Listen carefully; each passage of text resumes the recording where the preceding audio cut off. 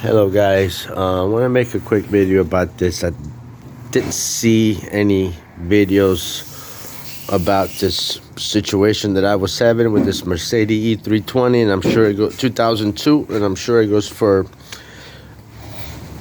many other years and models. So anyway, the problem I was having with this vehicle is it would not shift. There'll be some days the car would shift fine, and then there would be some other days that out of nowhere it would just be stuck in first gear, and it just would rev way up high, and it just would not change gears. So I'm not a transmission mechanic. I got this car fairly cheap, if anything, almost free, and so I ended up calling a transmission shop because I don't know anything about transmissions. And the gentleman that I spoke to on the phone was telling me, oh yeah, we need to take the transmission pan down. There's this and that in there, and we need to replace that. And unfortunately, it's going to run about $1,200 for that certain type of vehicle. I was like, shit, $1,200. Okay. I was this close on bringing it to them and getting it done and over with. But I happened to have the car on the lift because I was doing an oil change, and I noticed that the transmission pan, the transmission seal, where the pan gets mounted up, obviously, it was leaking. So it had a minor leak, transmission leak.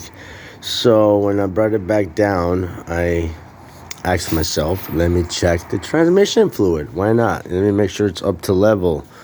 So when I popped the hood on this particular car, the transmission dipstick is located right here. That is, if you pop this up, you'll only get a cap.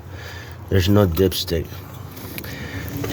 But they do sell a Mercedes transmission dipstick service only stick, and it looks like this. It's a red one, and the way you measure it is you put it in the hole and you push it down all the way till it stops. Okay, you push it down all the way till it stops. Then once it stops, you pull it out.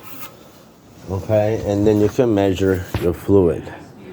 In my situation, my fluid was very low.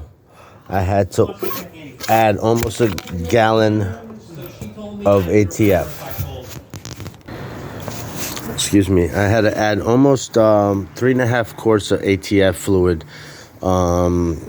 Obviously, you can't just add any transmission fluid to a vehicle. I will call your local auto parts store, tell them what kind of car you have, and they'll tell you what kind of transmission fluid it takes and go from there. So bottom line is I put 3.5 quarts of transmission fluid in here. It was an older lady driving this vehicle, and apparently nobody ever checked the transmission fluid, which it makes it, Mercedes makes it super hard, because if there was a dipstick on these vehicles, the dipstick is there. The measuring dipstick is not there. But I don't understand why they would not put a dipstick to read your transmission fluid on this vehicle. I just don't get it. Maybe they just want you to go there so they can ram you in your asshole. I don't know. And that's probably why this car ran real low on transmission fluid, because you have to go buy one. Okay?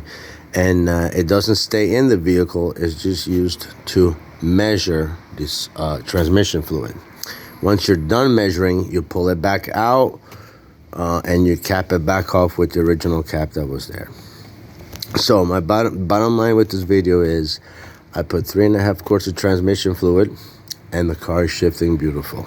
Like all the problems that I was having are gone. The hard shifting, didn't want to come out of first gear at times. When I would put it in reverse, it would take about literally 2.5 seconds for it to engage as far as neutral and drive. Okay, I hope this video helps y'all. Have a good day.